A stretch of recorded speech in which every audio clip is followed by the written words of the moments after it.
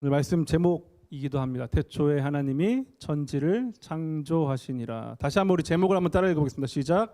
태초에 하나님이 천지를 창조하시니라. 잠시 기도하겠습니다. 하나님 감사합니다. 오늘 이 예배 시간에 우리를 불러주시고 하나님의 은혜 가운데 구원받을 수 있는 기회를 열어주신 하나님 감사드립니다. 우리의 마음을 열어 주의 말씀을 듣게 하시고 우리의 영이 열려 하나님의 뜻 안에 참된 지혜로 살아갈 수 있도록 인도하여 주시옵소서. 감사하며 예수 그리스도 이름으로 기도합니다. 아멘. 우리 옆에 계신 분들께 다시 한번 우리 인사해 보겠습니다. 한 주 동안 살아내시느냐 수고 많으셨어요. 시작. 한 주 동안 살아내시느냐 수고 많으셨어요. 자, 한번 옆에 얼굴을 잘 보십시오. 수고를 많이 한 얼굴이죠. 찌들어 있잖아요, 그렇죠? 살아보니까 정말 그런 것 같습니다. 일주일을 잘 살아낸다는 게 결코 쉬운 일이 아니더라고요. 우리 학생들은 공부하느라 고생 많죠. 그렇죠? 그런데 문득 이런 의문이 드는 거예요. 공부 잘하는 아이랑 공부 못하는 아이 중에 누가 학교 가는 게 더 힘들까요? 물론 각자 다 사정이 있겠지만 어쩌면은 공부가 하기 싫은데도 학교를 가야 하는 친구들이 더 버거울 수 있다는 생각이 들었습니다.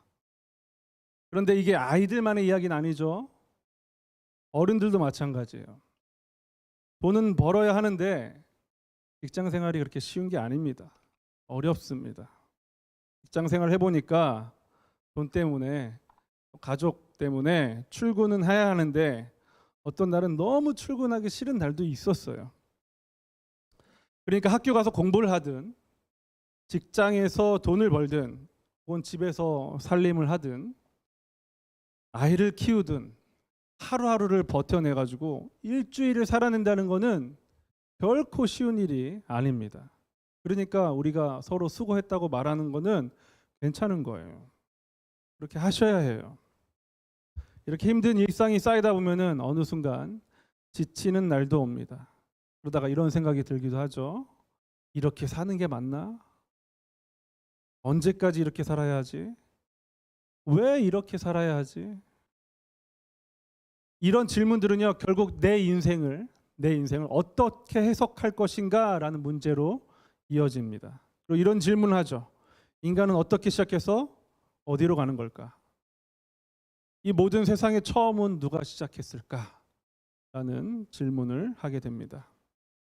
이 모든 인생의 무겁고도 어려운 질문에 대해서 성경을 시작하는 창세기 1장에는 단호하게 답합니다. 태초에 하나님이 천지를 창조하셨다라고 짧게 이야기합니다.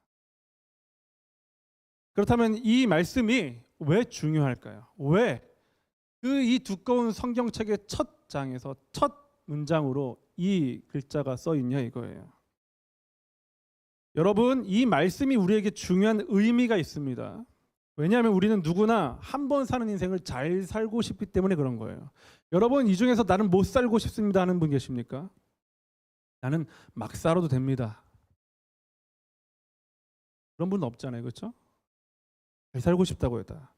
물론 잘 산다는 게 무엇인지 사람마다 다 다르겠지만 그 마음 하나만큼은, 잘 살고 싶다라는 마음 하나만큼은 다 똑같습니다. 사람이 잘 살기 위해서는요, 필요한 게 많아요.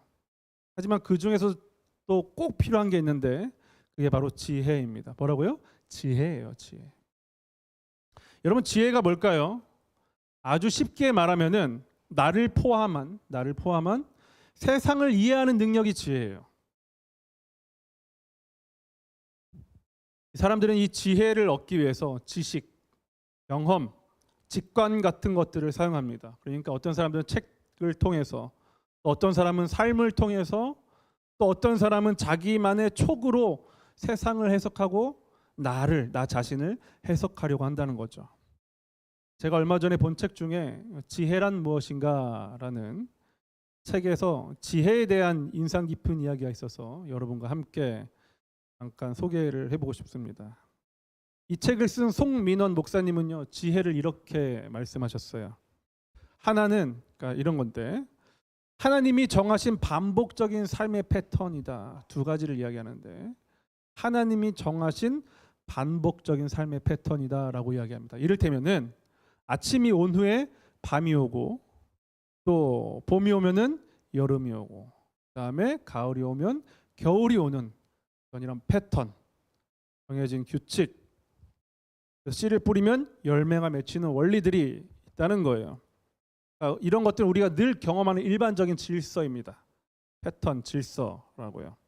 그런데 문제는 이 패턴만으로, 이 질서만으로 인생이 다 설명되지 않는 데 있는 거예요. 이를테면 착한 사람이 고통을 겪고 악한 사람이 잘 되는 일도 현실에서는 얼마든지 벌어지고 있습니다. 그때 사람들은 이런 질문을 던지는 거죠. 정말 하나님이 계신 걸까? 정말 이 세상에 질서가 있는 걸까? 그렇기 때문에 참된 지혜란 무엇이냐? 세상에 질서가 있다는 것을 넘어서서 그 질서 너머에 계신 하나님을 아는 게 지혜입니다.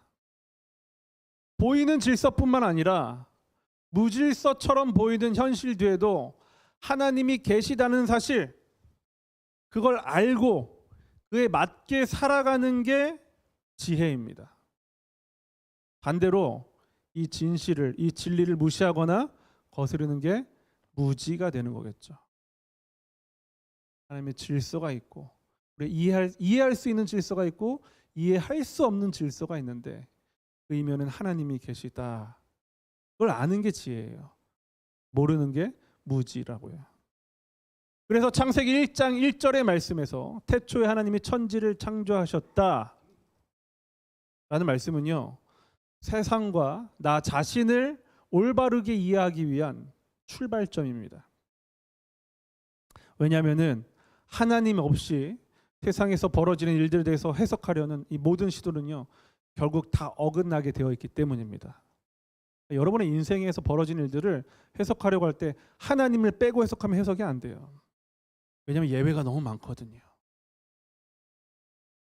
열심히 돈을 버는데 통장에 돈이 없잖아요.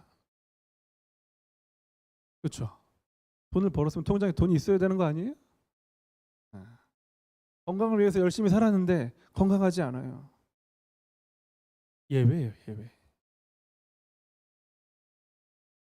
창세기는요, 이 성경책의 가장 첫 책인 창세기는요, 이스라엘 사람들의 말인 히브리어로 쓰여졌습니다. 우리 여기서 태초에라는 말은요, 베레시트라는 단어로 시작하는데 우리 한번 이 말을 볼게요. 이게 히브리어입니다. 히브리어. 히브리어는 왼쪽부터 읽지 않고 오른쪽부터 읽는 거예요. 베레시트. 처음 보시는 분도 계시겠죠. 한번 구경시켜 드리려고 했습니다. 잘난 척하는 건 아닙니다. 네, 이 말은 시작, 처음이라는 뜻을 가지고 있습니다. 근데 이게 영어로는 the beginning이 아니라 beginning이에요. 그러니까 정관사가 없어요. 그래서 어느 특정한 시점을 이야기하는 게 아니라 시간 자체의 출발을 이야기하는 겁니다. 베레시트라는 말이요. 제가 문법 시간이 아님에도 불구하고 이런 설명을 덧붙이는 이유는 이 구절을 과학적으로 해석하려고 하는 사람들이 있기 때문에 그런 거예요.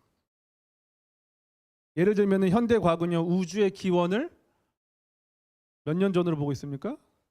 약 138억 년 전으로 보고 있어요. 138년도 못 살면서 138억 년을 이야기한다고요. 그래서 이런 과학적 사고를 가진 사람들은요, 성경은 비과학적인 책이고 성경에 기록된 족보를 계산해 봐도 역사적으로 맞지 않는다라고 따져 묻습니다. 물을 수는 있어요. 얼마든지 물을 수는 있습니다. 그러나 여러분 이걸 아셔야 돼요. 창세기는 언제를 말하는 책이 아니에요. 과학책이 아니라고요. 특히 우리가 지금 읽고 있는 창세기는요, 성경 66권 중에서 가장 앞에 기록된 책인데 모세라는 사람이 기록한 책입니다. 모세는요, 창세기부터 신명기까지 총 5권을 기록했는데 모세가 쓴 5권의 책이라고 해서 모세오경이라고 부릅니다. 두루마기로 처음에 되어 있었어요. 이렇게 원래 성경은 두루마리로. 그래서 창세기, 출애굽기, 레위기, 민수기, 신명기를 모세가 써서 모세가 5권 썼다 해서 모세오경이라고 부릅니다. 근데 이 모세오경이란 말을 이 히브리어로 토라라고 부르는데 토라가 무슨 뜻이냐면은 가르침, 법이라는 뜻을 가지고 있어요. 그런데 이 토라는요 단순한 법이 아니라 하나님께서 이스라엘 백성들에게 주신 삶의 방향과 가르침을 가르쳐 주는 책이 바로 이 토라예요. 모세오경은 이스라엘 백성들에게 하나님께서 너희들은 나의 백성이니까 이 가르침대로 살아야 해라고 알려주시는 책이 이 토라 모세오경이라고요. 그러니까 우리가 창세기를 읽을 때 여기서 과학 정보를 찾으려고 하면 될까요? 안 될까요? 안 되는 거예요. 잘못 찾았다. 번지수를. 창세기를 읽을 때는 목적이 있는 거예요. 하나님의 백성으로서 어떻게 살아야 하는가. 그래서 여기서 태초가 시간적으로 언제냐 하고서 138억 년 전이냐 몇십억 년 전이냐 이 얘기를 성경책을 가지고 사는 거는 무의미하고 무가치한 논쟁밖에 되지 않는다는 것입니다. 헛된 일이죠. 그럼 어떻게 읽어야 될까요? 이 책을. 태초에 하나님이 천지를 창조하셨다. 이 말씀은요. 세상이 우연하게 시작된 것이 아니라 하나님의 의도와 하나님의 계획 속에서 출발했다는 선언입니다. 그렇기 때문에 우리는 창세기를 읽을 때 하나님께서 인간들에게 가르쳐주고 싶으신 삶의 방향과 지침이 있다는 목적을 읽어내야 되는 거예요. 이것이 인생을 여는 지혜의 시작입니다. 너희들의 지혜의 시작을 열어라 하고서 알려주는 책이 바로 이 창세기 1장 1절의 말씀입니다. 자, 이제 우리는 태초에 하나님이 천지를 창조하셨느니라 해서 우리가 태초에라는 말의 의미를 좀 보았는데 이번에는요 하나님이라는 말의 의미를 볼게요. 우리가 조금 전에 본 게 태초에라는 말의 의미였습니다. 이제 하나님이 자, 이 말은 누가 했느냐에 해당하는 말이에요. 누가 이 말을 했느냐. 문장 안에서는 주인 역할을 맡은 그 문장 성분이 주어라는 겁니다. 주어. 태초에 하나님이 주어. 주인 역할에서 주어라고 부릅니다. 여러분 세상을 시작하는 세상의 시작을 하는 주인이 누구란 말이에요? 하나님이라는 거예요. 주어. 그 문장의 주인이 되는 말 태초에 하나님이 주어. 주인이 하나님이란 말입니다. 앞서서 우리는 이 창세기를 누가 썼다고 그랬죠? 모세가 썼다고 그랬습니다. 모세는요 이집트에서 억압받던 백성들을 이끌고서 현재의 이스라엘 땅으로 탈출을 주도했던 지도자입니다. 여러분 당시 이스라엘 백성들은 약 400년 동안 이집트에서 노예로 살았어요. 그러니까 이 이스라엘 사람들은 히브리 사람이라 부르는데 이 이스라엘 사람들은 정신이 누구로 어떤 사람들과 똑같았겠어요? 이집트 사람들하고 비슷했다 이거예요. 이집트에서 400년 동안 살았으니까 어떤 노예로 살았습니다. 그래서 그들이 먹던 음식을 같이 먹고 그들이 누리던 문화를 누리고 그들의 종교에 깊이 젖어 있었습니다. 여러분 이집트에는 여러 신들이 많이 있어요. 우상들이 많이 있습니다. 이집트 신화 보면 재미있는 이야기들이 많이 있는데 그 중에 최고의 신은 우주를 창조한 태양신 라입니다. 사진 한번 볼까요? 여러분 이 새 머리로 된 거, 새 머리인데 사람 몸통으로 된 신 이런 거 본 적 있으시죠? 네, 이게 바로 태양신 라입니다. 라. 이집트 사람들이나 그 안에서 노예 생활을 하던 모든 사람들이 세상을 누가 창조했다고 알고 있는 거예요? 이 태양신 라, 새 머리를 가진 신이 창조했다고 알고 믿고 있었습니다. 그게 400년 이상이 이루어진 거예요. 이집트 사람은 더 오래됐고요. 그런데 어느 날 갑자기 모세가 나타나서 이렇게 이야기하는 겁니다. 태초에 하나님이 천지를 창조하셨다. 라가 아니다. 라고 선언하는 거예요. 그러니까 이 선언은 이집트 사람들에게나 이스라엘 사람들에게 모두에게 충격적인 소식이 되는 겁니다. 뭐야, 태양신 라가 아니었어? 여호와 하나님이라고? 우주의 주인이 바뀌는 순간이에요. 이스라엘 사람들에게. 여러분 사람들은 이렇게 말하죠. 나는 내 인생을 누구 마음대로 살 거야? 내 마음대로 살 거야. 누가 인생의 주인이라고 고백하고 있습니까? 내가 주인이라고 고백하죠. 그리고 가르쳐주지 않아도 어릴 때부터 자기의 인생은 자기 것이라고 강력하게 주장합니다. 어린아이들도 이런 말 잘 하잖아. 내 맘이야 흥. 그렇죠. 어린아이들이 내 맘이야 흥 이러잖아요. 우리 딸이 잘 그랬어요. 지금도 그러고 있어요. 사춘기가 돼가지고 내 거야 그러잖아요. 그렇죠. 내 거야. 이게 바로 이집트식 우상숭배식 사고 체계입니다. 인생의 주어가 누가 되느냐는 인생의 방향과 태도를 결정짓는 가장 중요한 내용이에요. 예를 들어서 아이에게 너 왜 지금 놀고 있니? 라고 물어봤는데 아이가 이렇게 대답할 수 있겠죠. 엄마가 하고 대답하겠죠. 그럼 뒤에 뭐가 따라오겠어요? 엄마가요 놀아도 된다고 했어요. 인생의 주체가 누굽니까? 엄마죠. 엄마가 허락하면 놀 수 있고 엄마가 허락하지 않으면 놀 수 없어요. 자기 몸이고 자기 인생인데 주체는 따로 있습니다. 인생은요 누군가 움직이려 하고 거기서 내 거야 라고 주장하는 싸움이에요. 어린아이부터 계속해서. 그래서 인생을 설명하는 문장의 주어가 누가 되냐는 무척 중요한 문제입니다. 성경은요 우주를 포함한 모든 인생의 주인이 하나님이라고 시작합니다. 누구라고요? 하나님이. 그러나 인간들은 끊임없이 우상 또는 자기 자신이라고 주장하는 거예요. 창세기 1장 1절을 통해서 하나님께서 인간들에게 가장 가르쳐주고 싶으셨던 내용이 바로 이거야. 내가 주인이야. 세상의 모든 질서 또는 너희들이 이해 못하는 그 모든 섭리들 다 내가 시작한 일이야. 그리고 내가 마무리할 거야.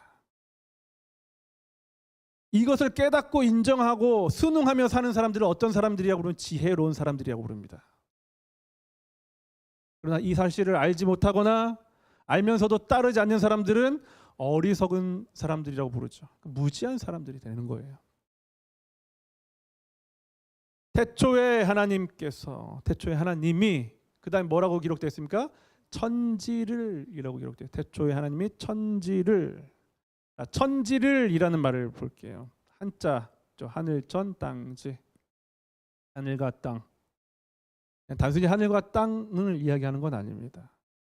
하늘과 땅은 온 우주를 가리키는 말이죠. 그러니까 하늘, 천지, 하늘과 땅, 천지는요 일부분이 아니라 전체를 가리키는 거예요. 전체, 모든 것. 하나님께서 모든 것을 창조하셨다고 이야기합니다. 여기만 창조하고 여기만 창조했다고 말하지 않고요. 모든 것을 창조했다라고 가르치고 있습니다. 그러니까 온 우주에서 벌어지는 모든 사건에 누가 개입하고 계시는 거예요? 하나님이 개입하고 계시는 거예요. 이걸 아는 게 지혜라고요. 우주에 있는 저 태양과 달 그리고 이름을 다할 수도 셀 수도 없는 저 별들 모두를 누가 만드셨습니까? 하나님이 만드셨다라는 거예요. 지구만 만드신 게 아니라 이스라엘만 만드신 게 아니라 온 우주를 만드셨다는 겁니다. 그러니까 하나님은 일부분을 보실까요? 전체를 보실까요? 전체를 보시겠죠. 그러나 인간은 일부만을 봅니다. 여러분 우상은요 인간이 만든 거예요. 그러다 보니까 인간의 뜻이 투영되어 있습니다. 반영되어 있다고요. 인간이 만든 우상들은요 제각각 자기 영역들이 있습니다. 이집트에는 하늘의 신 호르스, 그리스 신화에는 물의 신 포세이돈, 불교에는 지옥의 염라대왕 다 일부분을 맡고 있어요. 그렇죠? 왜 그럴까요? 이러한 우상들이 인간이 만들어서 그 성격을 부여했기 때문에 그런 거예요. 인간은 전체를 볼 수 없습니다. 인간은 늘 일부만 보고 전체를 보지 못해요. 그리고 심지어 일부를 보고서 전체라고 생각합니다. 그러니까 인간 세상에 늘 뭐가 발생하냐면 오해가 발생합니다. 일부만 보고 판단하니까. 그런데 그런 인간의 이런 일부만 보고 판단하는 태도가 인간 사이에서 벌어지는 게 아니라 하나님께도 해당돼요. 그러니까 자기 인생을 해석하는데 지금 일부분만 보고서 내 인생을 해석하니까 하나님을 원망하게 되는 거예요. 하나님 왜 그러셨어요? 우리가 하나님처럼 전체를 보면은 오해를 하지 않을 수 있을 텐데 부분만 보게 되니까 다른 사람의 마음을 이해할 수도 없고요. 당연히 하나님의 뜻과 계획까지 오해할 수밖에 없는 겁니다. 우리 딸이 저한테 잘하는 말이 있어요. 아빠는 아무것도 모르면서. 저는 안다고 한 얘기인데 자꾸 모른대요. 제가 그러죠. 네가 더 몰라. 저는 이만큼, 내가 이만큼 살아봤으니까 아는지 너는 잘 몰라. 그쪽으로 자기가 맞다는 거예요. 그런데 이러한 하나님의 관점을, 우리가 전체를 보는 하나님의 관점을 가짐으로 창세기 1장 1절에 태초에 하나님께서 천지를 창조하셨다라는 말을 가장 잘 이해한 사람이 있어요. 우리가 얼마 전에 봤던 요셉이라는 사람입니다. 요셉은요, 아버지에게 특별하게 사랑받는 11번째 아들이었습니다. 그러던 어느 날 요셉이 부모님들과 형이 자신에게 절을 하는 꿈을 꾸게 되죠. 그리고 그 꿈을 가족들에게 이야기합니다. 아버지, 어머니, 형들 보세요. 꿈에서 우리 가족들이 저에게 절을 했어요. 이 말하면 좋아하겠습니까? 안 좋아하죠. 가뜩이나 형들은 동생 미워했어요. 요셉 미워했습니다. 왜냐하면 아버지가 요셉만 더 사랑했기 때문에. 가뜩이나 미운 녀석이 그런 말 하니까 더 미웠어요. 그리고 이 녀석이 평소에 고자질도 많이 했거든요.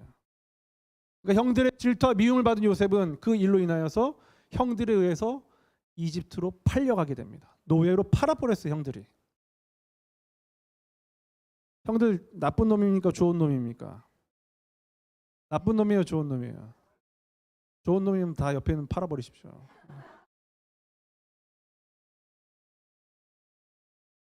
여러분, 팔아도 팔리지가 않아요. 하자가 많아가지고. 다 하자가 있잖아요. 보니까. 그렇게 형들에 의해서 이집트로 팔려가게 됩니다. 그리고 그곳에서 노예가 되고 고생하고 누명을 쓰고 감옥까지 가게 됩니다. 요셉이 형들에게 팔려가던 그때 요셉이 감옥에 있으면서 무슨 생각을 했겠어요?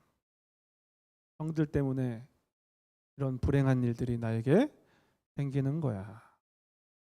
이 자식들 잡히기만 해봐라. 가만두지 않겠어. 이런 생각 안 했겠어요? 했겠죠. 저 같은 사람이라면 했겠죠. 하지만 시간이 흐르고 어찌어찌해서 요셉이 이집트의 총리가 됩니다. 그리고 형들을 만나게 되죠.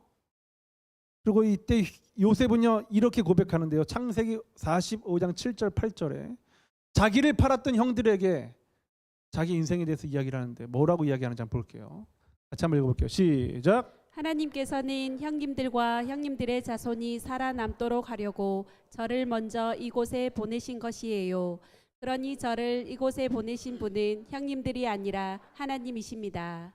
자신의 억울하고 한많은 20여 년의 노예 생활이 그 인생에 대한 주어가 어떻게 되었습니까? 지금 자, 우리 위에 주황색 보면 하나님이 주어로 시작하죠. 그 전에 이 뜻을 깨닫기 전에 주어는 누구였어요? 자기를 보낸 게 형님들이었어요. 그래서 주어가 요셉의 주어로 형님들이 나를 팔았다였어요. 그러니까 서술어까지 바뀝니다. 형님들이 나를 팔았다예요. 그렇죠? 주어가 형님들로 시작했을 때는 팔았다로 인생이 됩니다. 근데 주어가 하나님이로 되니까 어떻게 했어요? 서술어가 보내셨다가 됩니다. 주어가 바뀌니까 서술어 설명하는 말이 바뀌는 거예요. 여러분의 인생을 주어를 나로 두면은 설명이 안 돼요.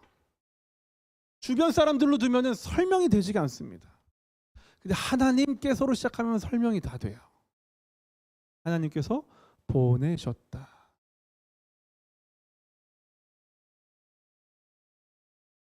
인간의 눈으로 볼 때는 어떤 거였어요? 형들이 부분적으로 그때 그 상황으로 보니까 형님들이 나를 팔아서, 형님들도 아니죠 그때, 형놈들이. 근데 전체적인 관점에서 보니까 하나님께서가 되는 거예요.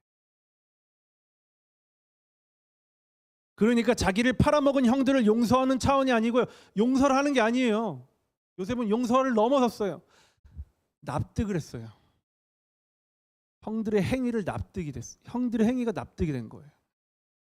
나쁜 마음으로 팔은 건데 하나님이 보내셨다가 되니까 납득이 됐어요. 마음에 또 원망과 울분이 딱 사라졌어요.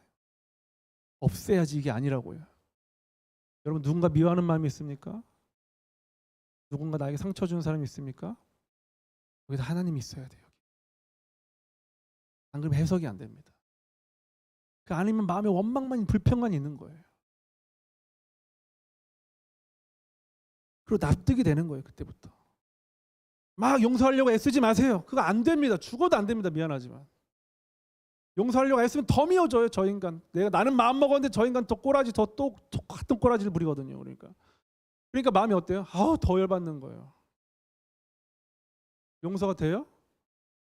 열받는 마음은 더 생기죠. 안 된다고요. 그게.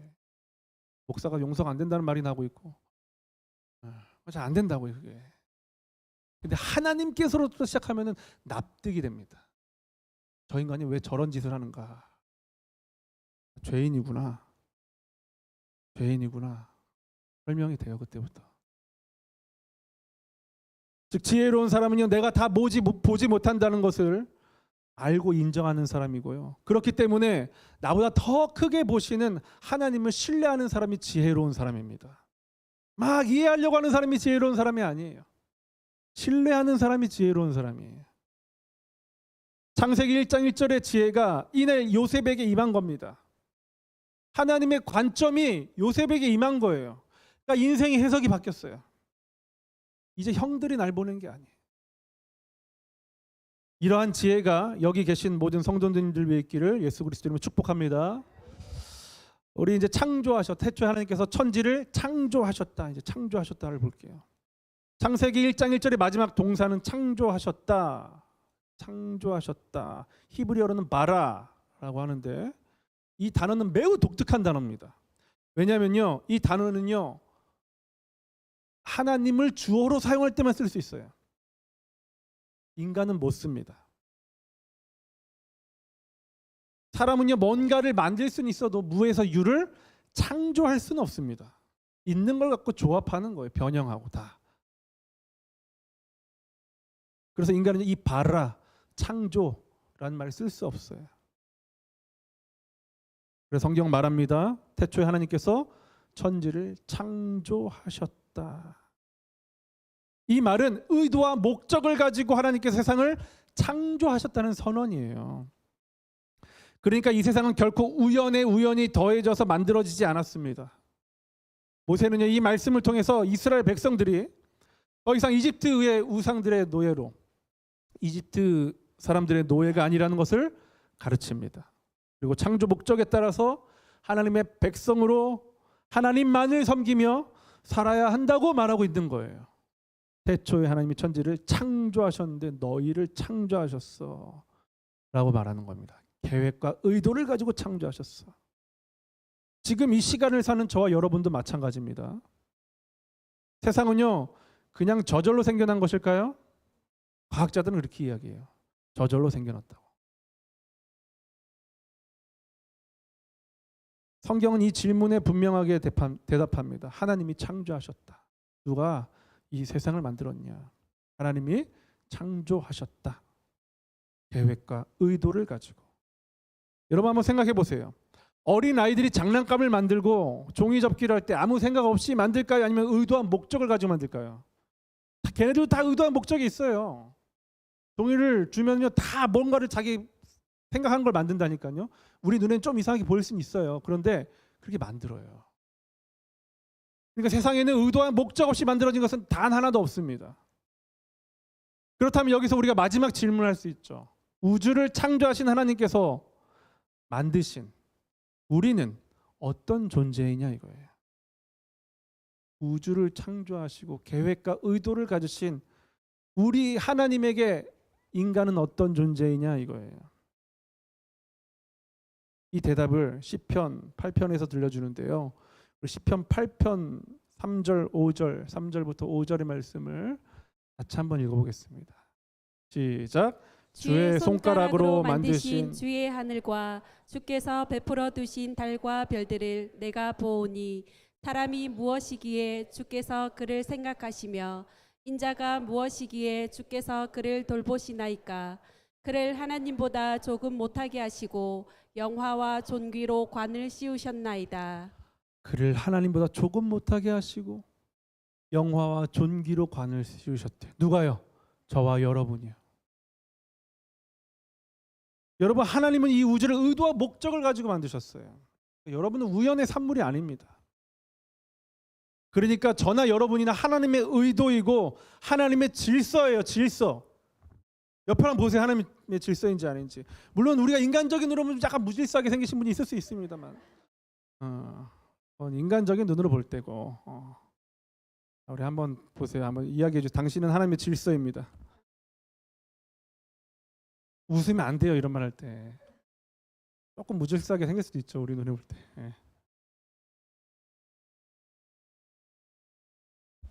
그러니까 저와 여러분의 존재는요, 우연을 더한 결과가 아니라 하나님의 창조 의도에 의한 작품입니다. 작품. 어린아이도 자기가 만든 색종이는요 절대 함부로 들어주지 않습니다. 일단은 오후가 되면은 저기 내팽겨 주긴 하지만은. 말씀을 마치겠습니다. 이 세상의 모든 질서와 시작이 하나님의 손에 있듯이 지금 우리의 삶의 시작과 끝, 의미와 방향도 다 주님의 손 안에 있습니다. 모든 시작이 주님으로부터 시작되었다는 것을 인정하셔야 돼요.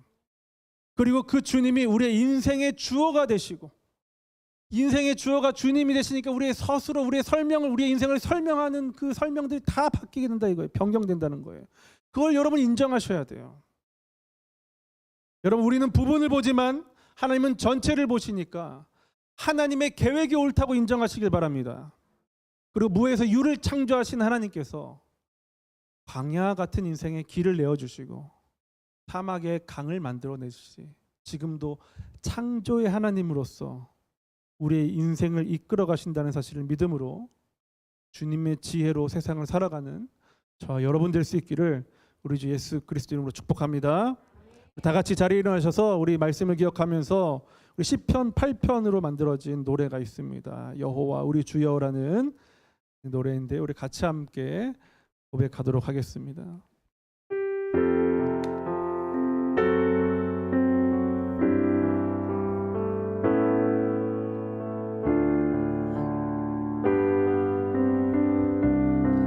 여호와 우리 주여,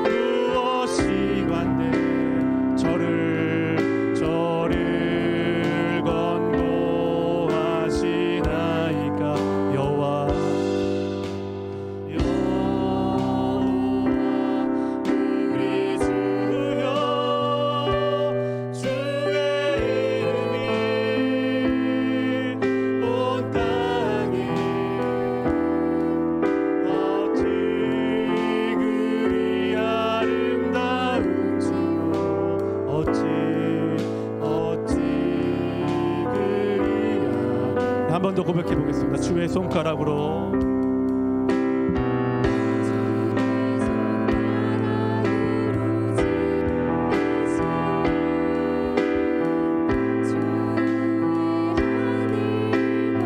주가 베풀어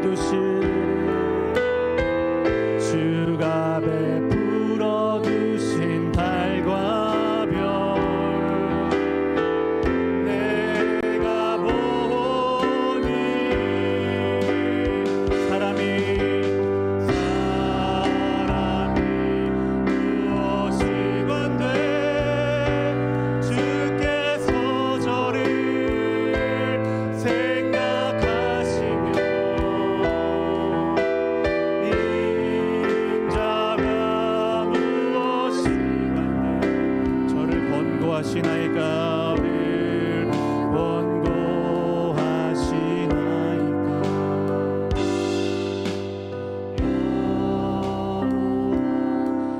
우리 주여 주의 이름이 온 땅에 어찌 그리 아름다운지 어찌 그리 아름다운지